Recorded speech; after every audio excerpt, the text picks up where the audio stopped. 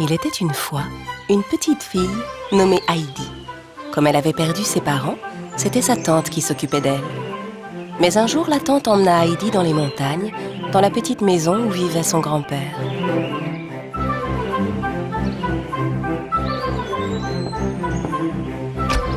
Le grand-père était un vieil homme grincheux qui vivait dans un petit chalet dans les Alpes. C'était la première fois qu'Heidi voyait son grand-père. La tante d'Heidi expliqua au vieil homme qu'elle avait trouvé un travail dans une autre ville et repartit en lui laissant l'enfant. Le grand-père, qui avait l'habitude de vivre loin du monde, était plutôt content que sa petite fille reste avec lui, même s'il ne le montrait pas. Le vieil homme lui prépara un petit lit confortable au grenier. Heidi aima son grand-père au premier regard et commença auprès de lui une vie heureuse dans les montagnes. Quand elle se leva le matin, elle fit la connaissance de l'énorme chien de son grand-père, Joseph. Heidi adora Joseph. Et un jour, alors qu'elle se promenait dans les montagnes, elle rencontra Peter, le petit berger qui menait ses chèvres au pâturage. « C'est la première fois que je te vois ici ?» ?»« Oui, je viens d'arriver. Je vais vivre ici avec mon grand-père. » Les jours qui suivirent, Peter emmena Heidi avec lui pour faire paître ses chèvres. Ensemble, ils parcouraient la montagne. Tout était tellement nouveau pour Heidi.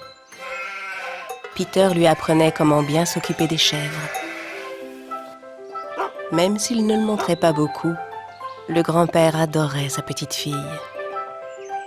Heidi était très heureuse. Elle passait ses journées à se promener et à s'amuser dans les collines. Mais elle n'oubliait jamais d'aider son grand-père à la maison. Ce qu'elle préférait, c'était faire cuire des petits pains dans le four à bois de son grand-père. Puis elle portait le pain qu'elle avait préparé à la grand-mère de Peter. Et en échange, la grand-mère lui offrait du bon lait de chèvre. Mais la fin de l'été finit par arriver et Peter dut aller à l'école. Heidi, qui restait seule, commença à s'ennuyer. Elle était triste d'être trop petite pour aller à l'école comme Peter. Un jour, la tante d'Heidi revint chercher sa nièce pour la ramener à la ville. Elle voulait qu'elle y commence l'école à domicile. Le grand-père, contrarié, commença par refuser. Mais en y réfléchissant bien, il se dit que ce serait mieux pour Heidi de vivre à la ville et de pouvoir apprendre à lire et à écrire. « Mais je ne veux pas aller vivre là-bas, moi. J'aime trop mon grand-père » protesta Heidi. Finalement, elle se laissa convaincre quand sa tante lui promit qu'elle pourrait bientôt revenir à la montagne. Après un long voyage en train, Heidi et sa tante arrivèrent devant une grande demeure. Waouh! Quelle grande maison! Je vais habiter ici? Heidi fit la connaissance de Clara, la petite fille qui vivait dans la maison. Clara ne pouvait pas marcher à cause d'un accident qu'elle avait eu quand elle était petite. En fait, la tante avait amené Heidi dans cette maison pour tenir compagnie à Clara. Clara et Heidi s'entendirent très bien et devinrent les meilleures amies du monde. Heidi, qui n'était pas très habituée à vivre en ville, faisait beaucoup rire Clara avec ses maladresses. La grand-mère de Clara était une femme très dure et très stricte. « Allons, lève-toi, petite paresseuse. C'est l'heure de ta leçon. Tu as encore beaucoup à apprendre. » La grand-mère de Clara essayait d'enseigner des tas de choses à Heidi. Comment se tenir correctement et comment utiliser un couteau et une fourchette à table. Heidi était habillée comme les petites filles de la ville. Mais elle n'était pas très à l'aise dans ses vêtements. Clara aidait Heidi à apprendre à lire et à écrire. Heidi aimait beaucoup passer du temps avec Clara. Mais les montagnes et son grand-père lui manquaient énormément. Elle était si triste qu'elle n'arrivait même plus à manger. Son cœur se languissait. Voyant le chagrin d'Heidi, le père et la grand-mère de Clara décidèrent de renvoyer la fillette auprès de son grand-père. Mais Clara était très triste qu'Heidi s'en aille. Quand on aime quelqu'un, ce qu'on souhaite avant tout, c'est son bonheur, dit la grand-mère. Il fallut finalement se dire au revoir. Avant qu'Heidi s'en aille, sa tante lui promit que Clara viendrait la voir l'année suivante à la montagne. Heidi était si heureuse de retrouver ces montagnes. Elle s'arrêta tout d'abord chez Peter et offrit à la grand-mère du garçon le pain que Clara lui avait donné. Elle abandonna sa jolie robe, puis elle courut à la maison et se précipita dans les bras de son grand-père. Ils étaient heureux à nouveau. Quelque temps plus tard, Heidi reçut une lettre qui la transporta de joie. La lettre annonçait que Clara viendrait très bientôt lui rendre visite.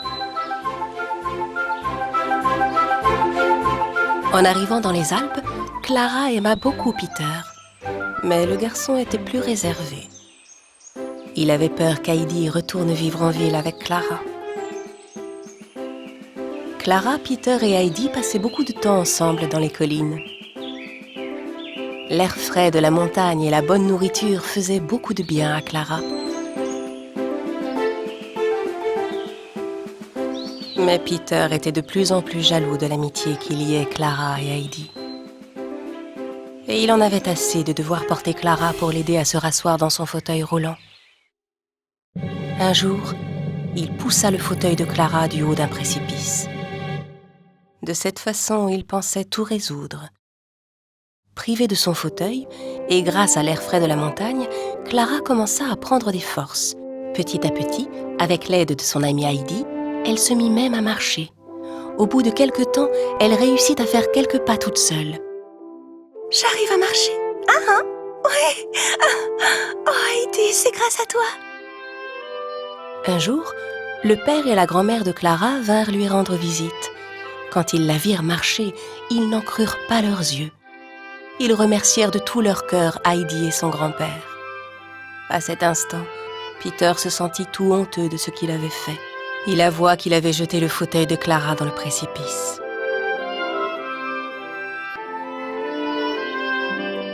Je vous demande pardon à tous. Ce que j'ai fait était très mal. On te pardonne, hein, Clara? Ce que tu as fait est mal, mais on est si heureux qu'elle marche.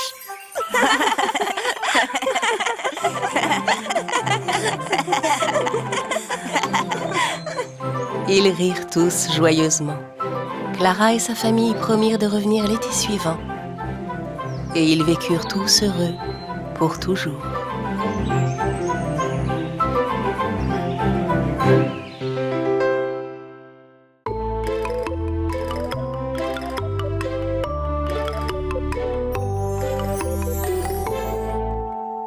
Il était une fois un fermier qui avait un âne. Cet âne travailla de longues années au service de son maître, transportant pour lui des sacs de farine et de blé. Mais à mesure que les années passaient, l'âne vieillissait et perdait peu à peu sa vigueur. Sentant qu'il n'était plus capable d'accomplir les travaux de la ferme, il partit un beau matin pour entreprendre un long voyage. J'ai peut-être perdu ma force, mais je n'ai pas perdu pour autant ma belle voix. Je pourrais aller à Brême et gagner ma vie en chantant.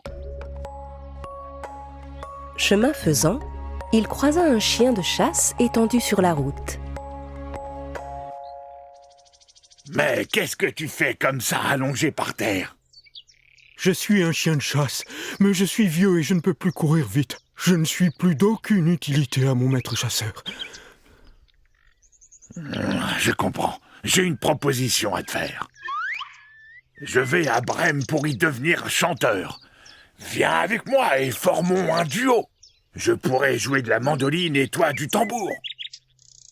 Le chien accepta la proposition et se mit en chemin avec l'âne.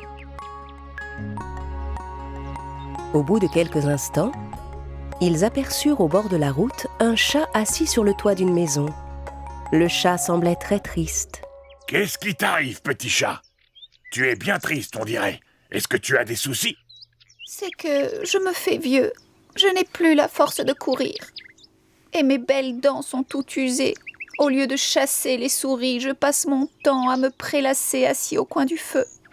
Voilà pourquoi mon soi-disant maître a décidé de me chasser de sa maison. Je vois. Eh bien, tu devrais venir avec nous. Venir avec vous? Et où est-ce que vous allez, comme ça?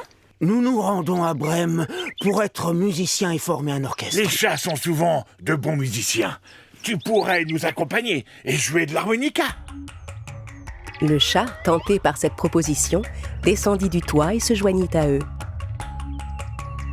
Les 3 compères se remirent en route et, en passant devant une ferme, ils virent un coq juché sur une barrière qui lançait de grands cocoricots.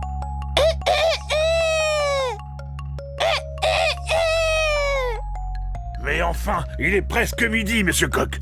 Pourquoi est-ce que tu chantes encore à une heure pareille? Parce que demain, c'est dimanche. La femme de mon maître reçoit toujours le dimanche. Et ils ont l'intention de me servir à leurs invités demain. Mais pourquoi restes-tu ici? Pourquoi tu ne t'enfuis pas de chez toi? Et où est-ce que j'irai? De toute façon, aujourd'hui est mon dernier jour, alors je chante tant que je le peux.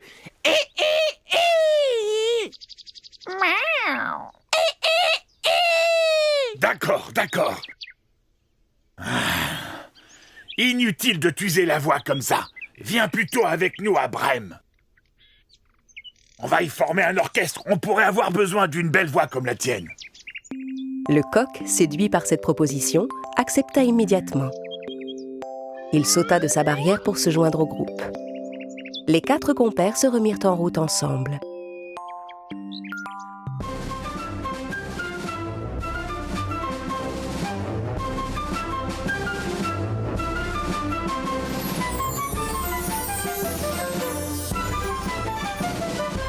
Bien. Arrêtons-nous dans la forêt pour la nuit, mes amis. Nous reprendrons notre voyage demain matin. Avant d'aller dormir, le coq grimpa pour inspecter les lieux et du haut de l'arbre où il se trouvait, il dit «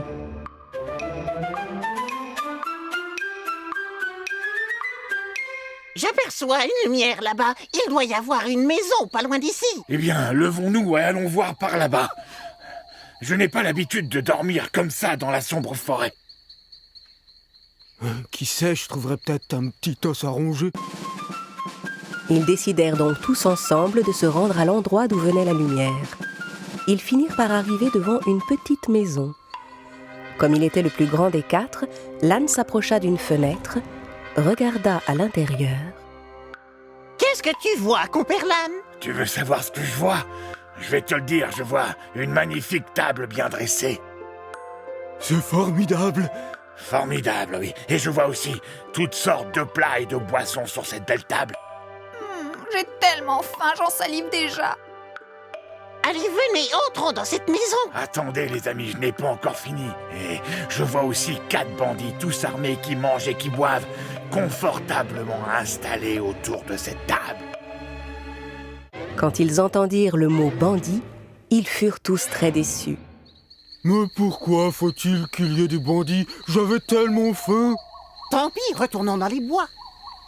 Oh, si seulement il y avait un moyen d'effrayer ces bandits pour les faire fuir. Attendez un peu. Je crois que j'ai un plan, les amis. Écoutez-moi attentivement.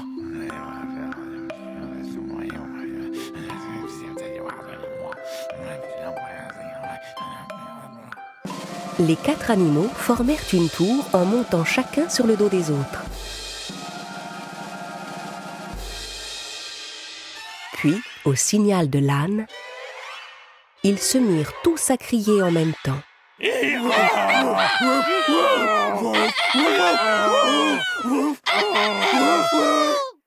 En entendant ce terrible tintamarre, les bandits sursautèrent effrayés. Les 4 amis brisèrent la fenêtre et bondirent à l'intérieur dans un grand fracas.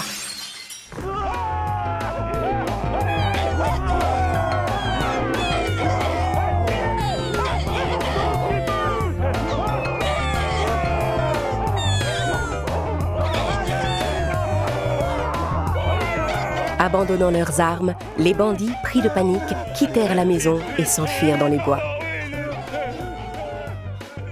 Les 4 compères étaient ravis que leur plan ait si bien fonctionné.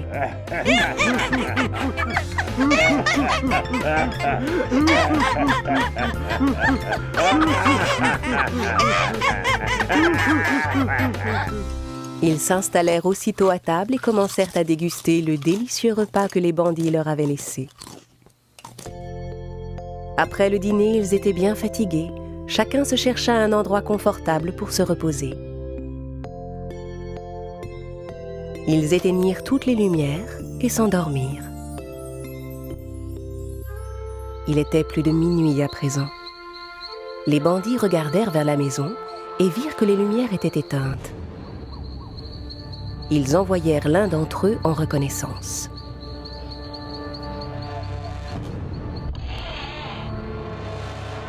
Le brigand trouva la maison bien calme et voulut allumer une lumière. À peine eut-il gratté son allumette que le chat lui sauta au visage, toute griffe dehors, et que le chien lui mordit la jambe. Réveillé par tout ce vacarme, le coq se mit à chanter à plein poumon. Et au moment où le bandit s'apprêtait à franchir la porte, l'âne fit une ruade et lui donna un grand coup de sabot. Terrorisé par ce qui venait de lui arriver, le brigand retourna vers ses compagnons. C'est pas un monstre qu'il y a dans la maison, mais 4! Ils m'ont tous attaqué! Les 4 bandits s'enfuirent sans regarder en arrière et n'eurent jamais le courage de revenir dans la maison. Les 4 musiciens de Brême, quant à eux, se sentaient si bien dans cette demeure qu'ils abandonnèrent l'idée d'aller à Brême et décidèrent de s'installer là définitivement. Tous ensemble, ils coulèrent dans la maison des jours heureux, passant leur journée à chanter et à jouer de la musique.